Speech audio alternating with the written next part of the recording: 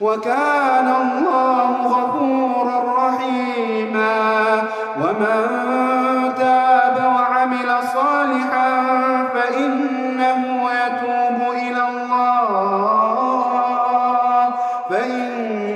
يتوب إلى الله متابا. والذين لا يشهدون الزور وإذا مروا باللغو مروا كراما.